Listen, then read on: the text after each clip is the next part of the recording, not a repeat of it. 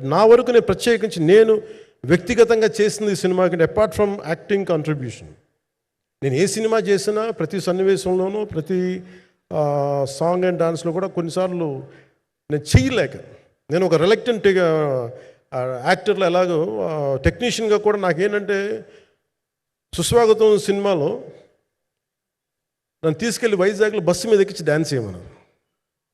చచ్చిపోయాను dance ఇలాగా. ఇంకా మిగతా వాళ్ళకి ఎంత తేలికైన డ్యాన్స్ నాకు చేయాలంటే నేను గింజుకుపోయి నేను అనుకున్నాను ఈరోజు ఇంక సినిమాలు మానేస్తాను చెప్పి మౌదినికి ఫోన్ చేసి కూడా చెప్పాను, చాలా పర్యాలు చెప్పాను. అలాంటి అందుకని నాకేంటంటే సాంగ్ అండ్ డ్యాన్స్ కూడా నేను ఎలా చేయగలను దానికి అనుకుగా నేను ఎత్తుక్కుంటాను. అలాగే యాక్షన్ సీక్వెన్స్ కూడా రియల్ లైఫ్లో కొడితే ఎలా ఉంటుంది, మార్షల్ ఆర్ట్స్లో సాధన ఉన్నవాడిని, ఈ లాట్ ఆఫ్ వర్క్షాప్స్, ఈ మార్షల్ ఆర్ట్ వర్క్షాప్స్ చేసిన వాడిని కాబట్టి హౌ రియలిస్టిక్ వీ కెన్, ఎంత సహజంగా మనం వెళ్ళగలం, వీటి మీద ఒక అవగాహన ఉన్నవాడిని కాబట్టి చాలాసార్లు కూర్చుంటాను. కానీ ప్రత్యేకించి ఈ 20 minutes లాస్ట్ సీక్వెన్స్ ఇది 2 partsగా ఎలా అయింది అంటే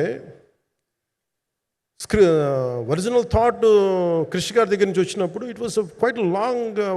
ఈ సినిమా ఒక పాటలో అవుద్దని అనేవాడు మొదటి నుంచి, బట్ లేటర్ వాళ్ళు డిసైడ్ చేసుకొని ఒక టైంలో ఇది అవ్వదు, you want make it as 2 parts అనుకున్నప్పుడు ఎక్కడికి వచ్చి ఆగిందంటే ఈ క్లైమాక్స్ దగ్గరికి వచ్చి ఆగింది ఫస్ట్ పార్ట్.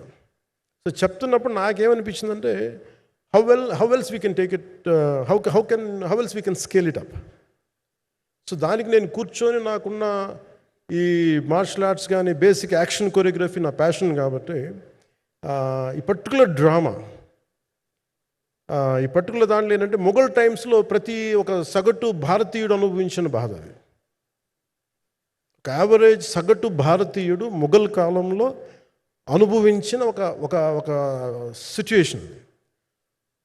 ఆ సిచ్యువేషన్ హీరోకి సంబంధం ఉండదు, కానీ how he gets entangled, how he gets involved in it, that is the outcome,